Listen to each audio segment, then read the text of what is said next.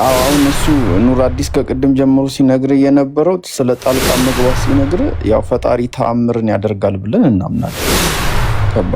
ከነሱ የትኛው ተማሪ ጥሩ ውጤት ያምጣ አያምጣ አስተማሪ ጥያቄ ያወጣና ይፈትናል። ከዛ በኋላ ያጠና ጥሩ ትምህርቱ ሲከታተል የነበረው ውጤቱን እንትን ብሎ ወደሚቀጥለው ክፍል ይዘዋወራል ማለት ነው።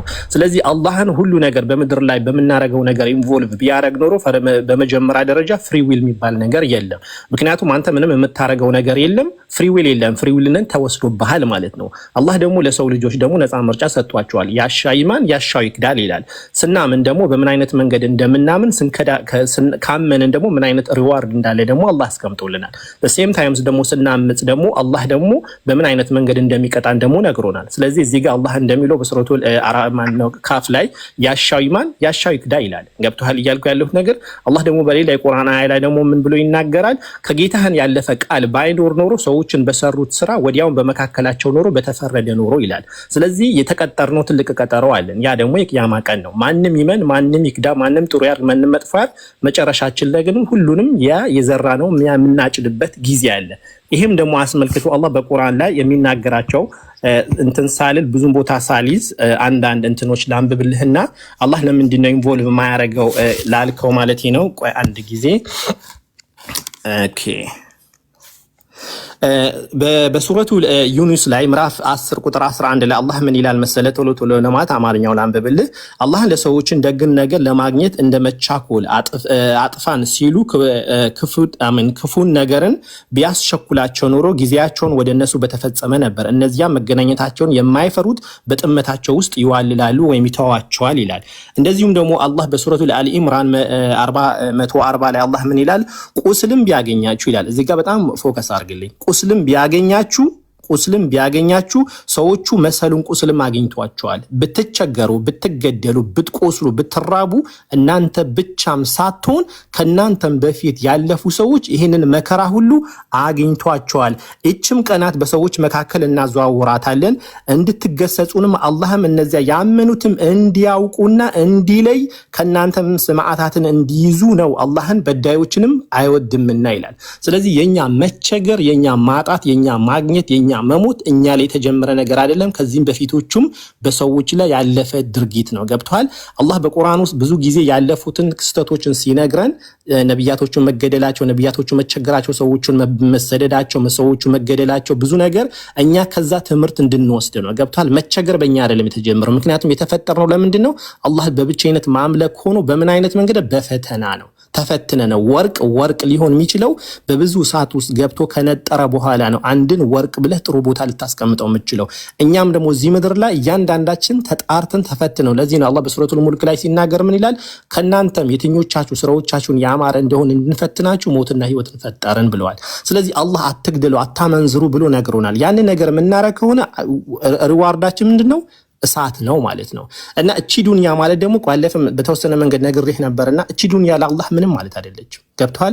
እናንተ 1000 ዓመት ብላችሁ የምትቆጥሩት በአላህ ፊት ደግሞ አንድ ቀን ነው ይላል። ባለፈ አስረድሽ ነው። ፍልስጤም ውስጥ የሚደረገው የ2 ዓመት ጦርነት በአላህ ፊት ገና ምናልባት 5-10 ደቂቃ አልሞላም። 5-10 ደቂቃ አልሞላም ካልኩሌት ካረግን። ምክንያቱም 1000 ዓመት ገና አንድ ቀን ከሆነ በአላህ ፊት ይሄ ሁሉ የሚከናወነው ክስተት ለ2 ዓመት ወይም ለ3 ዓመት የሚከናወኑ ክስተቶች ገና 5 እና 10 ደቂቃ የሆነው አይደለም። ስለዚህ የተፈጠርነው ለፈተና ነው። በብዙ ነገር እንፈተናለን። ወላጅ በማጣት በመቸገር በምናምን ሰዎችን በደል በማለት የበደሉትን ሪዋርድ ያገኘ ማለው ፓኒሽመንታቸው ያገኛሉ። እንደዚሁም ደግሞ ሀይር የሰራው ደግሞ ያመንና ጥሩ የሰራ ደግሞ ሪዋርዱን ያገኛል። ዳት እስላሚክ ኮንሴፕት ነው። እና ቀደም እንዳስቀመጥኩልህ ማለት ነው አንደኛ አላህ እያንዳንዱ ነገሮችን በሚደረጉ ጊዜ ኢንቮልቭ ካረገ ፍሪ ዊል የለህም ማለት ነው። ገብቷል? አንድ ሰው የሆነ ኃጢአት በሰራ ቁጥር መጥቶ የሆነ መላእክት የሚገለው ከሆነ አንተ ማመጽ አትችልም። እዚህ ጋር ፍሪ ዊል የለህም ማለት ነው። ያኔ ደግሞ ምንም አይነት ሪዋርድ የለህም። አዝሎንጋዝ ነገር አለሙ እዚህ ጋር እንትን እየተባለ እዚህ ጋር እየተጣራ ያለው አካል የለም። ታያለ ሰው ይሞታል የሆነ ኃጢአት በሰራ ጊዜ። ለምሳሌ አንድ ያመነዘረ ሰው እዛው ላይ ተጣብቆ ወይም ደግሞ እዛው ላይ የሚሞት ከሆነ አንተ አታመነዘርም። ስለዚህ ይሄ ፈተና አይደለም። እምነት ማለት በመጀመሪያ ደረጃ አንድ ነገር ሳታየው የምታምነው ነገር ነው። እዚህ ጋር ትንሽ ክሊር ሆነልህ?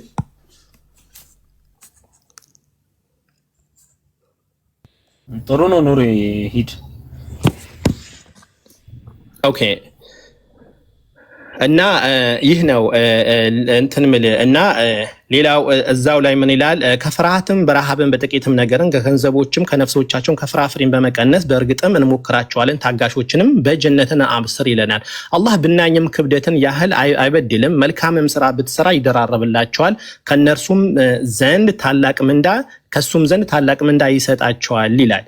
ስለዚህ እያንዳንዳችን ነገር በምንሰራው ነገር ሁላችንም ተጠያቂዎች ነን። የሰው ልጅ ወላሂ ወገኖቼ ወይም ደግሞ ወንድሞቼ ጀሃነም ወይም ጀነት ማለት እዚህ ዱንያ ላይ ስንኖር 40-50 ዓመት ነው። የፈለግን ቢሊዮኔር ነው የፈለግን ትሪሊየን ዶላር ይኑረን ነገ ጥለነው የምንሄደው ስንሄድ ይዘነው የምንሄደው አንዳችም ነገር የለም።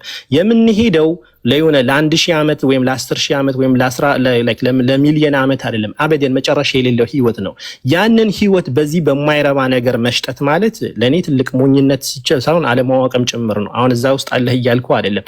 ያም ሆነ እያንዳንዳችን ነገር በምናረገው ነገር አላህ በቁርአን ክሊር በሆነ መንገድ አስቀምጡልን። የሰው ልጅን በሰራው ኃጢአት በምድር ላይ ብንይዘው ኖሮ በእርግጥም በምድር ላይ አንድም የሚንቀሳቀስ ነገር ባልነበረ ኖሮ ይለናል።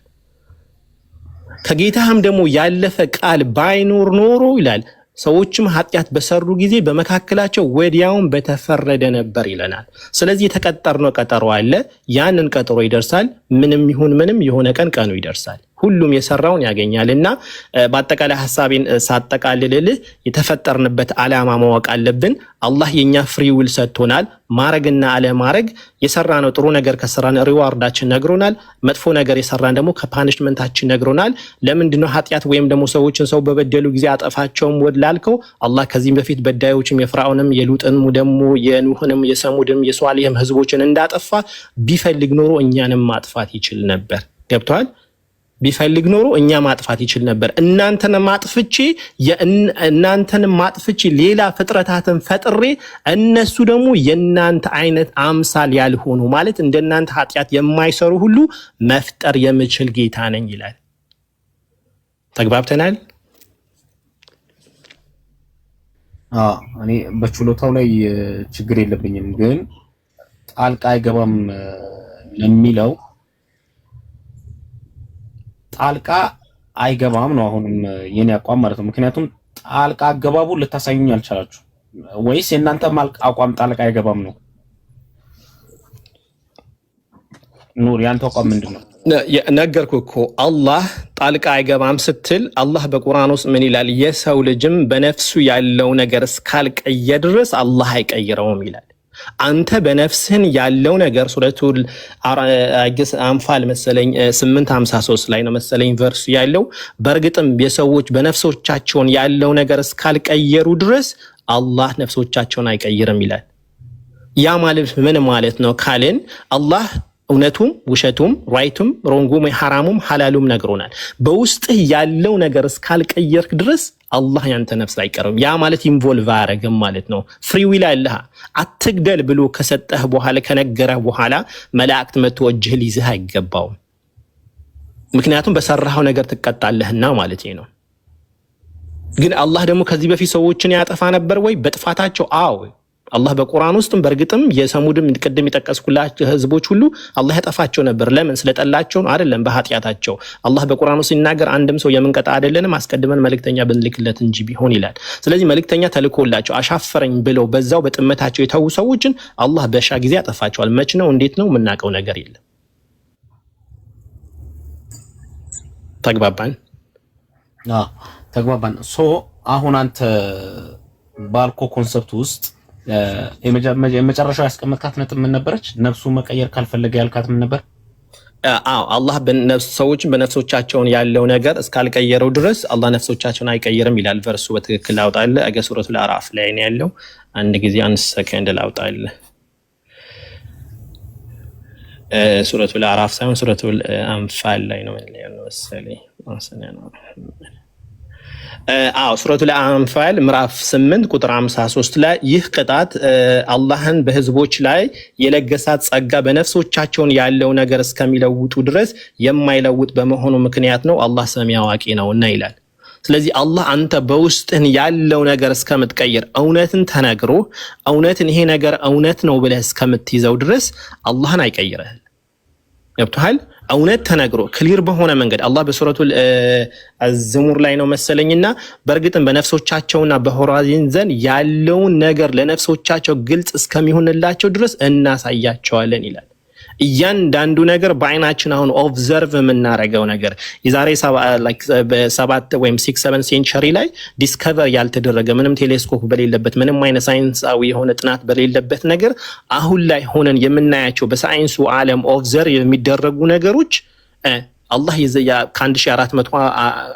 የዛሬ 1447 ዓመት ቁርአን ውስጥ አላህ ገልጾልናል። እያንዳንዱ ነገር ማለት ነው። ባለፈን አስረድቼ ነበርና ስለ ኢቭን ስለ ኮስሞሎጂካል አርጊውመንት ብትገባ ኦንቶሎጂካል አርጊውመንት ብትገባ ወይም ደግሞ ጠቅላላ ፕላኔቶች እንዴት ሮቴት እንደሚያደርጉ እንዴት ፀሐይ የራሷ የሆነ ፀሐይ ብርሃን እንዳላት ጨረቃ የራሷ እንትን እንደሌላት ኢቭን ማውንቴን ራሱ ዲፕ ዳውን ወደ ላይ ከፍ እንደሚለን ወደ ታች ሩት እንዳለው ሲ ዌቭ ላይ ደግሞ ጨለማ ዳርክነስ እንዳለው ዌቭ ከባህር ውስጥ ዌቭ እንዳለ እነዛ ነገሮች ለኢምብሮሎጂን ከገባን ባለፈ አውርቼ ነበርና ያ ሁላ ነገር አላህ ክሊር በሆነ መንገድ ቁርአን ውስጥ አስቀምጦልናል። ለዚህ ነው በነፍሶቻቸውም ሆነ በሆራይዘን ያለው ነገር ለነፍሶቻቸው ግልጽ እስከሚሆንላቸው ድረስ ሁሉ ነገር በእርግጥም እናሳያቸዋለን ይላል። እና አንተ ይሄን ጥያቄ አይደለም በእርግጥ ያነሳኸው ጥያቄ ይሄ ክሊር የሆነ ነገር አንደኛው ጥያቄ ለምንድነው አላህ በምድር ዓለም ላይ ጦርነት እየተካሄደ ለምን ኢንቮልቭ አያረግም ነው? ኢንቮልቭ አያረግም ምክንያቱም የሰው ልጅን አርግ የተባለ ነገር አለ፣ አታርግ የተባለ ነገር አለ። አሁን እዚህ ጋር ፈረሱም ይሄ ነው ሜዳውም ይሄም ነው። ከፈለክ ታምንበታለህ ትተወዋለህ፣ ካልሆነም ደግሞ ትዳፈራለህ። ያ ደግሞ መጨረሻ ላይ ደግሞ ስታረጉት የነበራችሁ ነገር ሁላችሁም እንነግራችኋለን ይላል። ስለዚህ ሁሉ ነገር ተነግሮናል። ያመጹት ከዚህ በፊት ያመጹ እጣ ፋንታቸው ምን እንደነበረ አላህ አስቀምጦልናል። እኛም የነሱ ፎሎወር እንሆናለን ካልን እኛም የሚያጋጥመን ምንድነው ማለት ነው? ልክ እንደነሱ እንደጠፉ እኛም እንጠፋለን ማለት ነው። ወይዘር በዚህ ዱንያ አላህን ያመጹ ይላል አላህ በምድርም ሆነ በአኺራ ምድር እናዋርዳቸዋለን ይላል። በዚህ ምድርም ትዋረዳለህ። አሁን በስልጣን ላይ ያሉት በጣም ብዙ ብር ያላቸው ምናምን ዩ ቲንክ ደስታ ያላቸው ይመስልሃል? ሞስት ኦፍ ደም ላይክ ትዳር የሌላቸው ልጅ የሌላቸው ሚዘረብል የሆኑ አት ዘ ኤንድ ኦፍ ዘ ዴይ ራሱ ስዊሳይድ የሚያረጉ ናቸው። ምንም አይነት ደስታ የላቸውም። የፈለገ ብር ይኖራቸው ምንም አይነት ደስታ የላቸው። ምክንያቱም ብር ደስታ በብርን አታገኘውና ማለት ነው።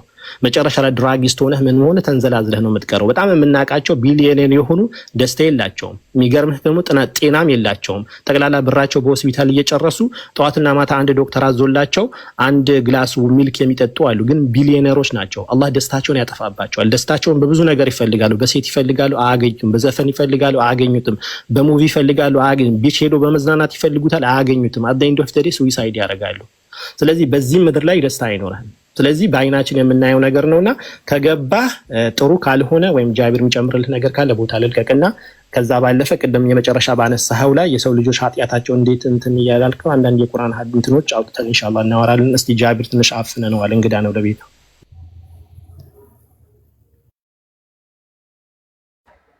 ሰላም አለይኩም ወራህመቱላሂ ወበረካቱ። አይ አሪፍ ነው እንትን ያላችሁት፣ በጣም ጥሩ ነው እንትን ያላችሁት። እስካሁን ግን ያልገባክ ነገር ካለ ምናልባት የምጨምረው ነገር ካለ እንጂ በቂ ነው ያለው ነገር። ግን እስካሁን ባለው ነገር ላይ ያልገባክ ነገር ካለ ጠይቅ፣ ግራ አጋባችሁ። የኑር የአሁኑ የመጨረሻ ፖይንት ኦልሬዲ እኔም ነው ብዬ የያዝኩት ፖይንት ነው እንትኑ የነገረኝ ማለት ነው። የቁርአኑን ነጥብ የነገረኝ ተመሳሳይ ነገር ነው። ታዲያ እንደዛ ከሆነ ለምንድን ነው የቁርአኑን ነጥብ እንደዛ ከሆነም የኔም ነጥብ እንደዛ ከሆነ ሰዎች ለምንድን ነው ዱዓ የሚያደርጉት? እንደዚህ ያድርግ እንደዚህ ያድርግ እንደዚህ ያድርግ ጣልቃ እንደማይገባ እያወቁ ማለት ነው።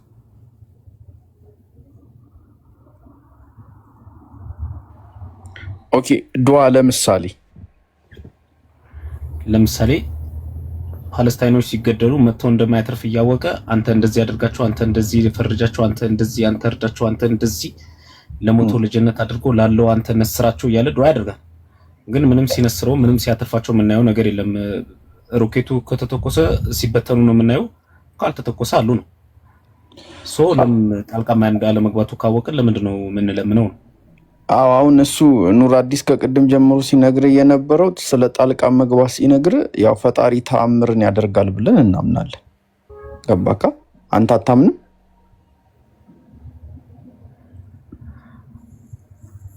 ተአምርን ያደርጋል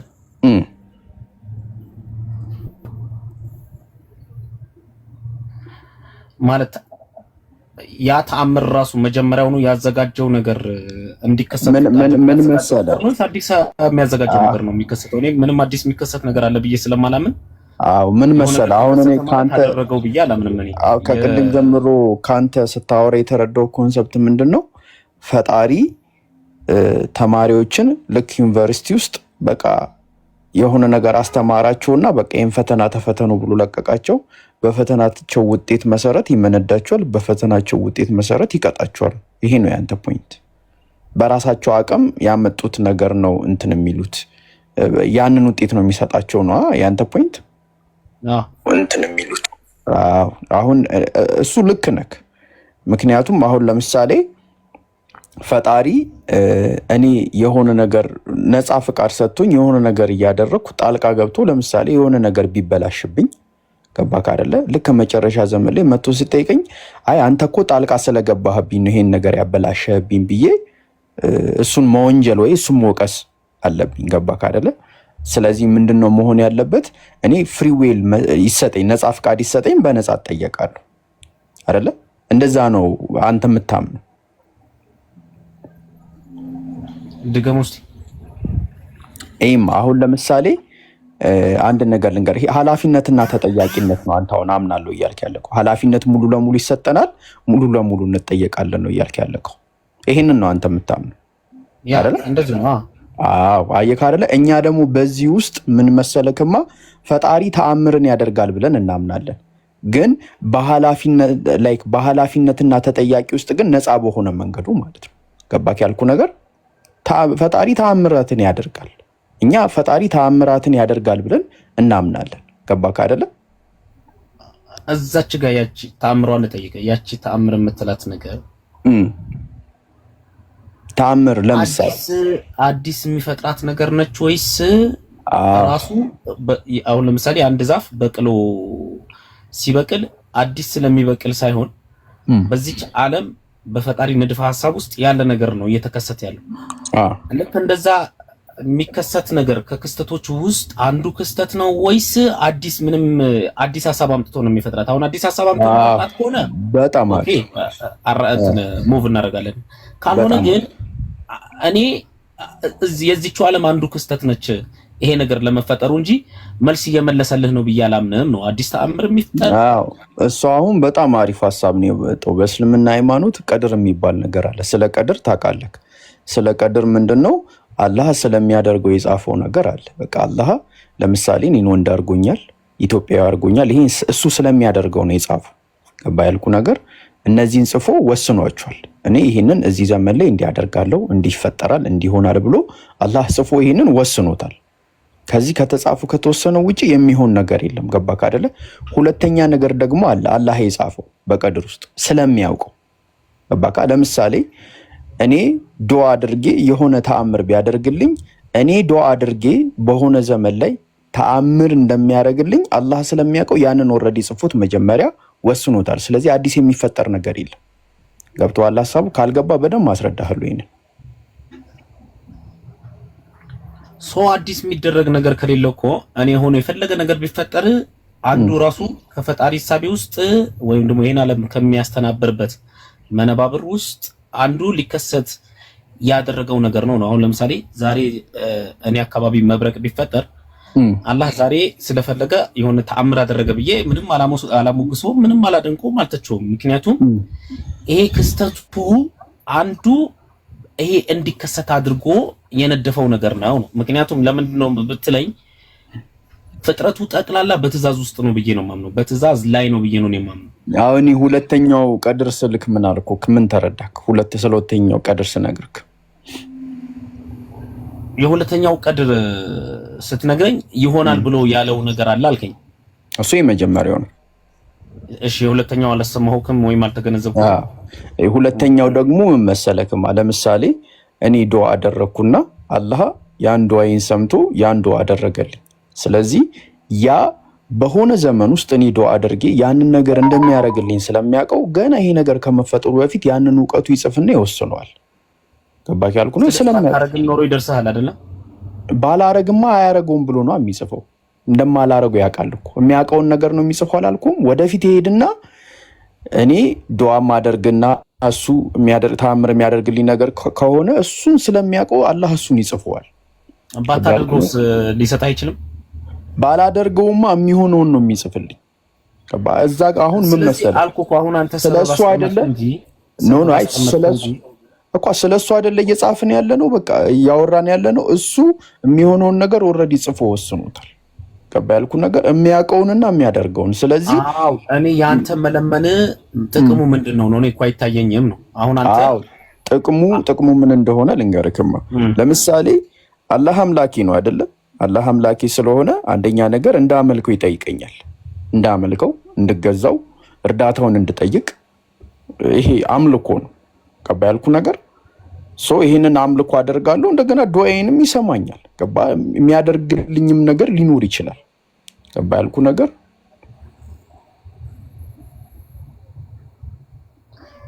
እስቲ ደግሞ ቆይ እኔ የምትናገራቸው ነገሮች የሆነ ተመስጬ ልሰማህ ነው የምፈልገው። ቆይ ድገም እስቲ። ምን መሰለህ አሁን አላህ እኔን ፈጠረኝ። ሲፈጥረኝ ምንድነው እንድገዛው ነው የፈጠረኝ። ገባ አይደለ? በመገዛት ውስጥ ደግሞ አምልኮ አለ። በአምልኮ ውስጥ ደግሞ እሱን መመካት፣ እሱን እርዳታ መጠየቅ። ገባ አይደለ? እሱ ያለኝን ነገር እንዲባርክልኝ። እነዚህ ነገሮች ጀነራል ያሉ ነገሮች ናቸው። ገባ አይደለ? ስለዚህ እነዚህ ነገሮች ደግሞ ሰዎች እኛ ሙስሊሞች ከአላህ ጋር ባለን ግንኙነት አላህ ለኛ ታምር ያደርግልናል ብለን እናምናለን። የማይሆን ነገር እንዲሆን ያደርግልናል ብለን እናምናለን። ይሄ እምነታችን ነው። ይሄ ደግሞ እምነት ብቻ ሳይሆን እኔ አሁን በህይወቴ እንደዚህ ነገር ተፈጥሮ ያውቃል። እኔ በቃ የማይሆን ነገር ሆኖልኝ አይቻልም። የማይሆን ነገር ለዛ ነገር ዱዓ አድርጌ ያ ነገር ተሳክቶልኝ ያውቃል። በተአምር ማለት ነው። ገባህ አይደለ? ያ ማለት ምንድነው? አላህ ተአምርን ያደርጋል ማለት ነው። ግን ይሄ እሱ ከወሰነው በኋላ የሚቀየር አዲስ ነገር ነው ምናምን ላልከው ነገር ምንድነው? ይሄ እንደሚፈጠር አላህ መጀመሪያ ስለሚያውቀው ይሄንን ኦልሬዲ ጽፎ ጨርሶታል፣ ወስኖታል። ሐሳቡ ገብቷል? ኦልሬዲ አንተም እንደምትለምን ስለሚያውቀው ለማኝ አድርጎሃል። እሱም አንተ እንደምትለምን ያንን ነገር አዘጋጅቶታል ነው። እኔ ራሴ ነኝ ለማኝ የሆንኩት፣ ግን ለማኝ እንደሆንኩ ስለሚያውቅ እሱ ጽፎ ወስኖታል። አንተ ለማኝ እንደሆንክ ስለሚያውቅ የምትጠይቀው ነገር ጽፎ ወስኖታል ነው። በቃ የሚያውቀውን ነው የጻፈው። ግን ይሄ በሪያል ሪል በሆነ ፋክት ውስጥ ለምሳሌ እሺ ላስረዳክ። እሺ ቀለል አድርጌ አንድ ፋርማሲስት አለ። ገባክ አይደለ? ያ ፋርማሲስት መድኃኒትን አመረተና ይሄ ለሚያሽገው ሰው ሰጠው።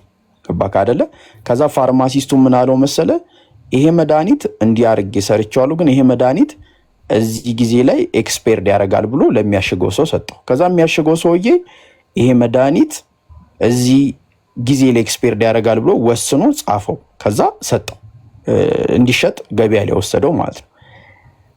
ያ መድኃኒት ኤክስፓየርድ የሚያደርገው ያ ሰውዬ እዚህ ጊዜ ላይ ኤክስፓየርድ ያደርጋል ብሎ ጽፎ ስለወሰነበት ነው ወይስ የጻፈው ሰውዬ መድኃኒቱ ኤክስፓየርድ እንደሚያውቅ ስላወቀ ስለጻፈው ነው ኤክስፓየርድ የሚያደርገው? የትኛው ነው? በመድኃኒቱ የሚወሰነው ስለጻፈው ነው? የሚያገለግልበት የጊዜ ገደብ ነው እኮ። ጸሐፊው ነው የሚወስነው ወይስ መድኃኒቱ ነው የሚወስነው? ጸሐፊው ነው የሚወስነው። አይ ጸሐፊውማ ለምንድን ነው የሚወስነው? ጸሐፊውማ እኮ ያወቀውን እኮ ነው የጻፈው። መድኃኒቱ በሆነ ጊዜ ውስጥ ኤክስፓየርድ እንደሚያደርግ ስላወቀ ነው የጻፈው እንጂ ያንን ነገር ባያውቅ ኖሮማ አይጽፍም። ግን መድኃኒቱ በራሱ ራሱን ችሎ እስከሚችለው ድረስ ያገለግልና ኤክስፓየርድ ያደርጋል። ያንን ነገር ደግሞ ይሄ ኤክስፓየርድ ጸሐፊው ያውቀዋል አይደለ? ወይም ደግሞ አማራጭ ስላወቀው ጻፈው።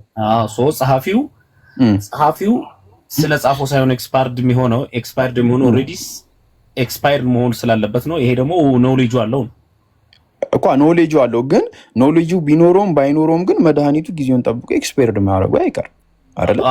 ኤክስፓየርድ ማድረጉ አይቀርም። ስለተጻፈ ሳይሆን ስለሚሆን ማለት ነው። ከዛ በኋላ ምን አደረገ ደግሞ ፋርማሲስቱ? የሚሆነውን ነገር ወደፊት ኤክስፓየርድ ምን ቀን ላይ ኤክስፓየርድ እንደሚያደርግ ስለሚያውቅ ያንን እውቀቱን ጻፈና ወሰኑ። በቃ ይሄ መድኃኒት እዚህ ጊዜ ላይ ኤክስፓየርድ ያደርጋል ብሎ ጽፎ ወሰኑ። ገባ ያልኩ ነገር? አሁን ያ የጻፈው ሰውዬ መድኃኒቱ ኤክስፓየርድ እንደሚያደርግ ስለሚያውቅ ነው የጻፈው አይደል? ስለዚህ ልክ አላህ እኛ የምናደርገውን ነገር እሱ ስለሚያውቅ ያ የሚሆነውን ነገር ይጽፈዋል። ገባ ያልኩ ነገር? እኛ ስለምናደርገው ነው የሚጽፈው እንጂ እሱ ስለሚያደርገው አይደለም። ግን እሱ ሁሉን አዋቂ ስለሆነ ያንን ነገር ይጽፍና ይወስነዋል። ገባህ? አው ጃዬ አሁን እኮ የቀድር ኮንሰፕትን በጣም ነው የሚገባኝ። የቀድር ኮንሰፕት ላይ እኔ አብዛኛው ጥያቄ የለብኝም። እዛ ጋር የኔ ችግር የለብኝም። ጥያቄ ፈጣሪ ከፈጠረው በኋላ በቅድሙ ኮንሰፕት ጣልቃ አይገባም ብዬ አምናለሁ። ጣልቃ የማይገባ ከሆነ አሁን ምን ይነገረኛል መሰለ? ኢስላሚክ ቲቺንግ ላይ ትልቁ አንድን የምመለከተው ነገር ምንም አይነት ዓለም ላይ ማለት ነው ያለው ጋላክሲም ክምችት በለው ያሸዋ ክምችት ጥያቄ ሆኖ ቢመጣ እስልምና ላይ ይመለሳል መልሱ። ለምንድን ነው የሚመለሰው? ቀድር የሚለው አደገኛ መልስ ነው። ቀድር ትላለህ፣ ጥሩ ነው። ቀድር መጥፎ ነው። ቀድር ነው ምንም አታመጣም ማለት ነው። ገብቷል? በቃ ቀድር የሚለው መልስ በጣም ትልቅ መልስ ነው። በጣም ማለት ነው። ምንም ነገር ብታረግ ማለት ምንም ለምሳሌ አንድ ጓደኛዬ አንድ አማኝ እኔ ወስጄ ቦክስ ግንባሩን ብለው ገብቷል። ክርስትና ላይ ግራን ሲመታ ቀኝን ስጡ አይደለም ኢስላም ያለው ይሄ ፈጣሪ እኮ ወስኖብህ ነው መትቼዋለሁ ብዬ ዳግም እሱ ራሱ እኔን ቢመታኝ እንዴ አንተ በቀድር ታምናለህ አይደል ብለው ያ ሰውዬ መልሱ ደግሞ የሚመስለው አይ ይሄም እኮ አላህ አንተ ላይ ስለወሰነው ነው ያጠጣውክ ነው መልሱ። ገባ? ምንም ችግር የለውም። ቀድር ላይ መስለም መመለስ ማለት ነው። እሱ ጋር ሳይሆን አሁን ለምሳሌ አንተ ብትለምነው የኔ ኮንሰፕት ምንድነው? ሁሉም ነገር ምን ተደርጓል በዚህ ዓለም ላይ የሚደረግ ነገር እንጂ ያልታዘዘ ምንም ነገር የለም ነው። ድርጊቶች ነው እየተፈጸሙ ያሉት። አሁን እናንተ ከምትሉኝ ኮንሰፕት ጋር ተነስቼ ግን ኢአማንያኖች ጋር ብሄድ እነዚህ ኮንሰፕቶች አሁን አንተ የምትለኝ ነገሮች መልስ አይኖርም። ለምሳሌ እኔ ራሴን ቻይና ወስዳለሁ። ኢአማንያኖች ናቸው 90% አይ ቲንክ ማለት ነው። አንተ የምትለው ኮንሰፕት አይቀበሉትም፣ ማኔጅም አያደርጉትም። አንተ ዱአ አድርጌያለሁ ሌሊት ቁጭ ብዬ እንደዚህ ሆኖልኛል፣ ምንም ሊሆን የማይችል ነገር ሆኖልኝ አይቻለሁ እኔ አምላኬ እንደዚህ ነው ብለህ ስትል እዛ ጋር ላለው ሰውዬ ተረት ነው። ገባ? እኔ ደግሞ ሚዛናዊ ሆኜ ጥያቄ ላይ ሳስገባው አንተ ስለለመንክ ስላለመንክ ሳይሆን ምንድነው ይሄ ክስተቱ የሚከሰት ክስተት ወይም ደግሞ ይሄ ክስተት እንዲታዘዝ በመጀመሪያውኑ የታዘዘ ነገር ስለሆነ እንጂ አንተ በመለመንህ ምን በማለትህ እዚህ ጋር ፈጣሪ ሊሰጥህም ሊከለክልህ አይችልም። ለምንድነው ከሆነ ጣልቃ አይገባም። ጣልቃ ይገባል ላይ ነው እኔ አሁን ብታሳይኝ ደስ የሚለኝ እንጂ አሁን አንተ ወዴት ወሰድከኝ? ቀድር ገውሰድከኝ እኮ ወደሱ በቃ ወደሱ ልምጣልህ። አሁን ለምሳሌ እኔ ዱአ አደረኩ አይደለ? ለምሳሌ ዛሬ ዱአ አደረኩና ይሄን ዱአ እንደማደርግ አላህ ያውቃል አያውቅም? ያውቃል። እኔ በማወቅ ችግር የለብኝም። አዎ ከዛ እሱን ጽፎታል አልጻፈውም? እኔ ምንም አይነት ነገር ጽፎታል ብዬ አላምንም። እሺ እኛ እንደዛ ነው የምናምነው መሰለህ።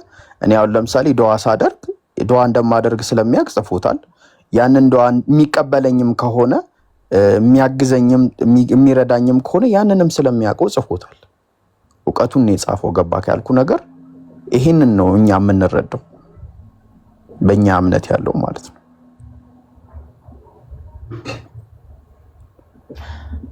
ስለዚህ ዞሮ ዞሮ ምን ልበል ጃቢር? አሁን ለምሳሌ እሺ አሁን እኔ ማለንገርክ አሁን ምን መሰለክማ አሁን እኔ አንተ የምታምነው እምነት እኔ አይረብሸኝም። ለምሳሌ ምንድነው የማይረብሸኝ እምነት? የማይረብሸኝ ነገር ምንድነው? እኔ ፈጣሪ ፈጥሮኛል። ስለዚህ ፈጣሪ ፈጥሮኛል፣ በእኔ ህይወት ጣልቃ አይገባም። እኔ በቃ ከዛም ከዚህም ብዬ ጥሩ ውጤት አስመዝግቤ በሱ ዘንድ ጥሩ ማርክ ለማግኘት እለፋለሁ ነው። ይሄ ነው። እና አንተ ምንድነው ላጠፋሁትም ጥፋት እቀጣለሁ፣ ለሰራሁትም መልካም ነገር ጥሩ ነገር አገኛለሁ ነው። ይሄ ነው እምነት ካ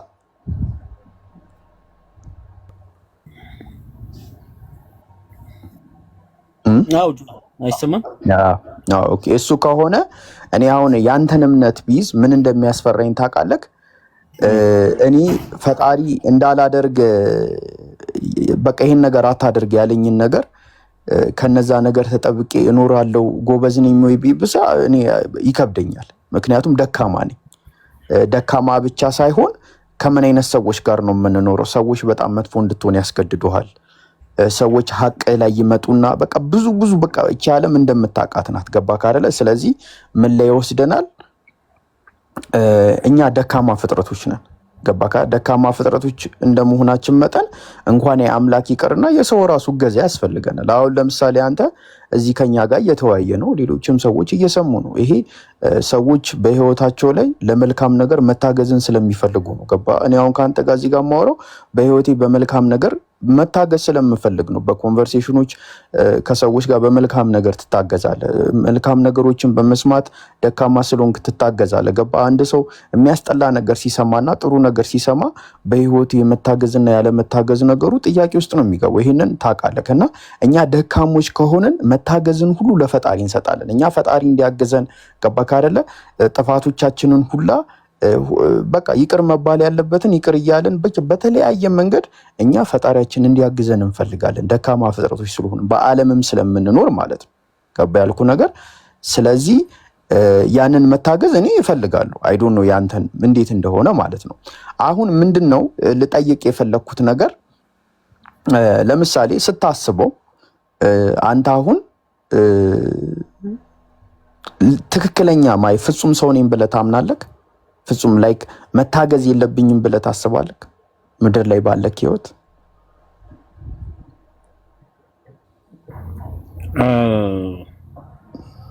ምናልባት እንትን አሁን ለምሳሌ እንደ ጥያቄ አስቀምጬ ያለው እንጂ ጀነራል ኮንሰፕቴ ይህች ዓለም እንዴት ተረዳሃት የሚለው ጥያቄ ወይም ደግሞ ይህች ዓለም እኔ እንዴት እንደተረዳኋት አረዳዴን ማወቅ ያስፈልጋል። እኔ ከቅድም ጀምሮ ስሰማ ስለነበረ ተረድቻለሁ። ዓለምን አምላካዊ አረዳዴ ነው የተረዳኸው አንተ። የዚህች ዓለም አረዳዴ ከፈለግ ፈጣሪ ፍጹማዊነቱ መልካምና ክፉ ነገር ቀላቅሎ ነው የመጀመሪያው። ምንም ክፉ ነገር ሳይቀላቅል ፈጣሪ በፍጹም ማንም ደግነቱም ሆነ ፍትሃዊነቱ ሊያሳየኝ አይችልም። ሁለተኛ ፍጥረት በራሱ ሙሉ የሆነው በቅብብሎሽ ዓለም ውስጥ ነው ብዬ ነው ማምነው፣ በትስስር ዓለም ውስጥ። ምክንያቱም እኔ ለዛፍ ሲያስፈልግ ዛፍ ለኔ ሲያስፈልግና አንዱ ነገር ለአንዱ ነገር ሲያስፈልግ የሰው ልጅ የሆነ ነገር ይጎድለዋል፣ የጎደለውን ነገር ከሆነ ነገር ያገኛል። ከሰው ልጅ ደግሞ የሆኑ ነገሮች ይወስዳሉ ብዬ ነው ማምነው። በዚህ አንጻር ውስጥ መደጋገፍ በሚለው ኮንሰፕት ውስጥ ነው ዓለም ራሱ የቆመችው ብዬ ነው ማምነው። ምንድነው ሙሉ ልትሆን የምትችለው እኔ ራሱ ሳፖርቲንግ ስደረግ ነው። ዓለምም በራሱ በእኔ ሳፖርቲንግ ትደረጋለች ብዬ አምናለሁ። ፈጣሪም ልክ እንደዛው በክፋትና በመልካም ነገር ፍጹማዊነቱን ያሳያል ብዬ ነው እኔ ማምነው። ያለዛ መቆም አይችልም ፈጣሪ ራሱ። ኦኬ፣ ስለዚህ አንተ ድጋፍ የምፈልግ ፍጥረት ነህ ማለት ነው? አዎ፣ ድጋፍ ስትፈጠር ፍጥረቱ ራሱ እንደዛ ነው የተሰራው ነው አንተ። አዎ ገባኝ። ስለዚህ ድጋፍ የሚያስፈልግ ከሆነ አንተ ፈጣሪ እንዳታደርግም አድርግም ላለክ ነገር ሙሉ አይደለክም ማለት ነው? አይ ሙሉ ነኝ፣ ሁሉም ነገር አድርጎ ነው እንደዚህ ያለው። ኦኬ፣ ሙሉ ከሆንክ ሁሉም ፍጥረት ሙሉ ሆኖ ነው የተፈጠረው? ሙሉ የሆነው በትስስር ውስጥ ነው እያልኩ እኮ ነው። በጣም ቆም እንዲችል አድርጎ አልፈጠረውም። ስለዚህ ሁሉም ፍጥረት በትስስር ውስጥ ሙሉ ከሆነ ሁሉም ሰው ገነት ነው የሚገባው ማለት ነው ወይ ጀነት ነው የሚገባው ማለት ነው? ኖ ሁሉም ሰው ገነት ይገባል ብያለሁ። ለምንድን ነው አንደኛው እንትኔ የሰው ልጅ የፍጥረት ዓለሙ የበላይ አድርጎት ማሰብ የሚችለው ነገር ሰጥቶታል ብዬ ስለማምን ማለት ነው። እዚህ ጋር የሰው ልጅ ይሄ አእምሮ ጥልቀት አእምሮን ይጠየቃል ብዬ ስለማምን ማለት ነው። ለፍጥረት በሙሉ እንደዛ ተሰጠው ካልከኝ አይደለም፣ የበላይ ተደርጓል ነው። ነገር ግን የበላይ ቢደረግም እዚህ ጋር ምን አልከኝ መሰለህ፣ በትስስር ውስጥ ስነ ፍጥረት ሁሉ ሙሉ ስለሆነ በሙሉ ስለሚደገፍ በመደገፍ ውስጥ ደግሞ ሙሉነት ስላለ ኦልሬዲ ለታጨው ነገር ብቁ ነው የሚሆነው። ብቁ እንዳይሆን የሚያደርገው ነገር ከዛ ነገር የሚያጎለው ነገር ምንም ነገር የለም። አይ በዳኝነት ውስጥ አላልኩም፣ እኔ በማሰብ በምናምን ውስጥ አላልኩም። ለምሳሌ እኔና ዛፍ እንደጋገፋለን። አንተ ያለ ዛፍ ልትቆም አትችልም። እኔ ደግሞ ቅድም ደግሞ በቃ እንደዛ ከሆነ እኔ የጠየቅኩ ጥያቄ ምን መሰለህ፣ ፈጣሪ ያስቀመጠልህ ጎል አለ አይደለ? አንተ ጀነት እንድትገባ ይሄን ያህል ጎል አስቀምጬልሃለሁ ብሎሃል። ይሄን ያህል ጎል ካልደረስክ ደግሞ ወይ ሲኦል ትገባለህ ብሎካል። ስለዚህ አንተ ያንን ጎል እንትን ለማለት አንተ ብቻህን ያለምንም ድጋፍ ያንን ጎል ስኮር ለማድረግ በቂ አቅም አለኝ ብለህ ታምናለህ ወይ? ያለ ድጋፍ የለም። ፈጣሪ ራሱ ይሄን አላደረገም እኮ ነው የምልህ። ኦኬ፣ ገነትና ሲኦል የሚባል ነገር የለም አለ። ኦኬ፣ ገነትና ማን ናቸው የሚገቡት? ሲኦልስ? ቅድም እንደነገርኩ የአእምሮ ዳኛ በአእምሮ ዳኛ የሚያልፉት ማለት ነው እኮ። የአእምሮ ዳኛ በአእምሮ ዳኝነት ውስጥ የሚያልፉት መስፈርታቸው ምንድን ነው? ምንድን ካረጋችሁ መልካምና ክፋትን ታውቃለህ ነው። ለምሳሌ አንድ አዎ መልካምና ክፋት ነገርን የምታውቅ ከሆነ አንተ ፈጣሪ ጀነት እንድትገባ ላስቀመጠልህ ይሄ መልካም ተብሎ ያስቀመጠልህ ጎል አለ። እሱን አንተ ብቻህን ማሟላት ትችላለህ ወይ? ያስቀመጠልኝ ጎል ብቻዬን ማሟላት ያለ ደረጃ ነው። ያለ ድጋፍ በመስራትም በማድረግም ሲጀመር እኮ የሚሰራ ነገር ከሌለ እኮ ጎሉ ራሱ አያስፈልግም።